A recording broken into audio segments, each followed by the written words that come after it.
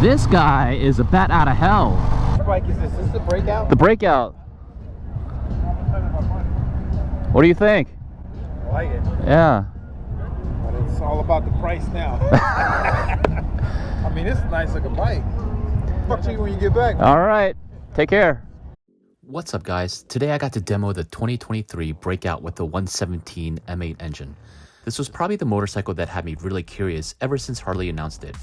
The Breakout is an attention grabber right from the jump. With the big fat rear tire and the 21-inch roulette wheel, it just commands attention. Paired with the 117 and an upgraded 5-gallon tank, it certainly checks off a lot of boxes. The Breakout is one of those Harleys that seems to tip its hat to its history with the chopper silhouette and its low-slung seat and chrome finishes, but it also blends in several modern appointments like the cruise control, ABS, and certainly the M8 117 engine. I found this bike incredibly intriguing, but I was curious to know how it rides. The research that I've done seems to point to a lackluster performance in the curves, so I wanted to see for myself what this Breakout was all about.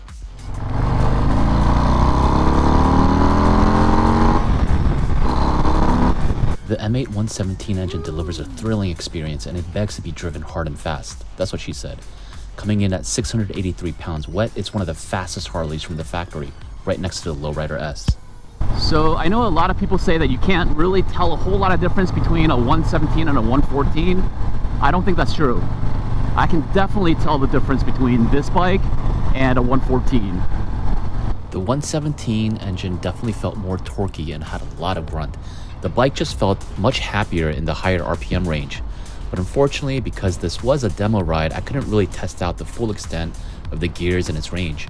But still, even from just the demo ride, the power was very evident, and paired with the big fat rear tire, the Breakout felt extremely stable. Woo! 117, baby. This feels good. So already, you know, in a straight line, it feels pretty good, feels pretty stable.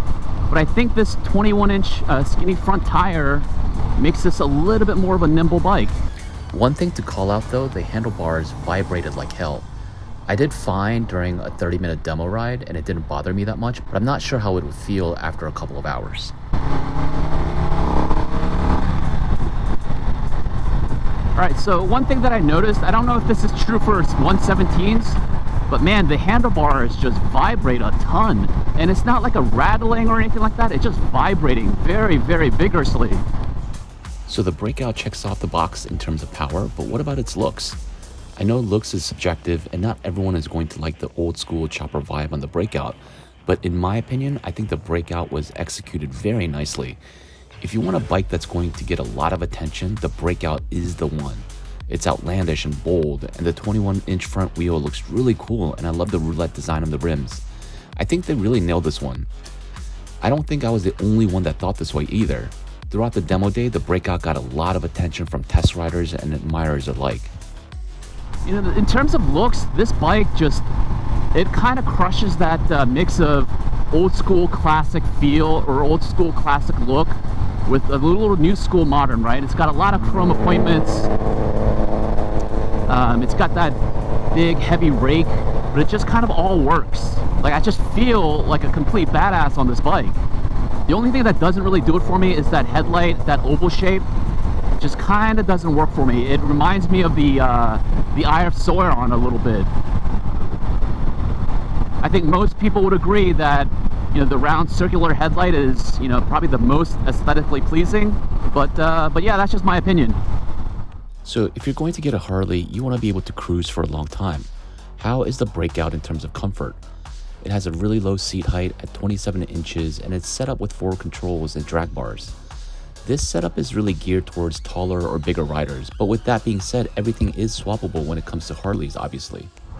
This is a wide bike. A little different than the Fat Boy where I could flat-foot it. You know, I'm not necessarily flat-footing it 100%, but I would say about 70% or so.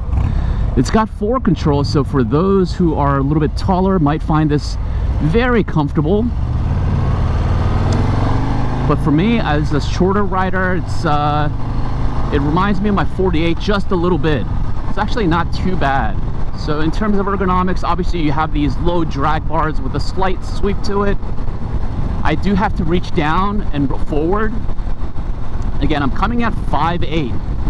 So obviously, you know, a lot of these things you can adjust, or you can swap out to different things, different risers or different bars to make it more comfortable for you. But yeah, that's my immediate reaction. The ergonomics, not quite as comfortable for me as the Fat Boy, but still doable.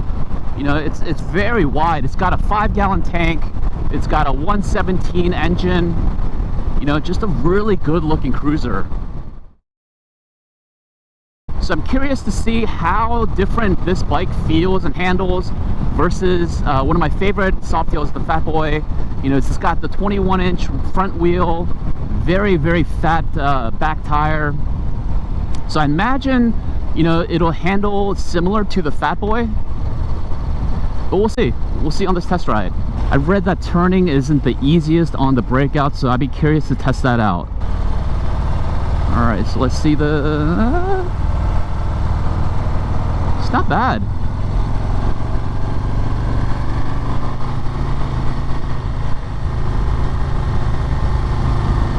I'm actually really liking this.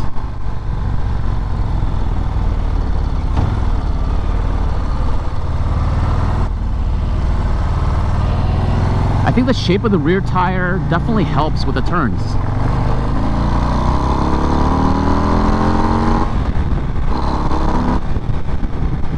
Woo! Ooh, I'm conflicted. So on the twisties versus this between a Fat Boy, you know, the Breakout is way easier. Way more nimble, flickable, whatever you want to call it. For me, I'm finding that this bike leans very naturally. So obviously the Lowrider ST has the 117 as well, and it's the same exact feel in that torque, in that just instant torque. The Lowrider ST also had it. So it must be the 117 that's really kicking this this bike into gear. I just keep wanting to do that. It's just a lot of fun. And it also makes you want to stay higher into the RPMs too, because that's where you get that kick of power.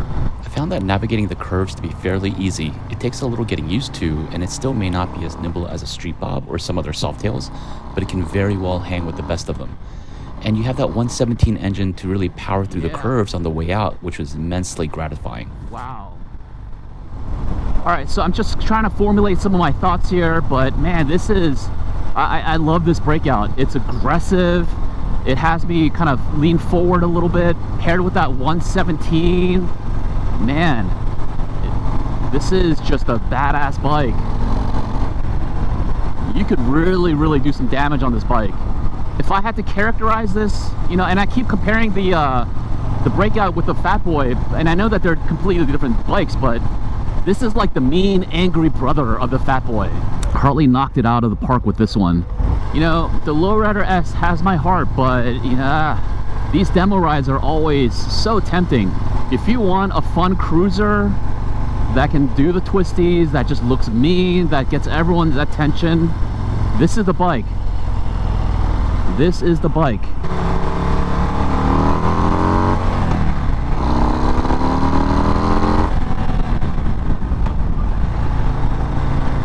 Woohoo! Alright, well, that does it for me today, guys. Thank you so much for tuning into the video. I thoroughly enjoyed my demo ride of the Breakout 117.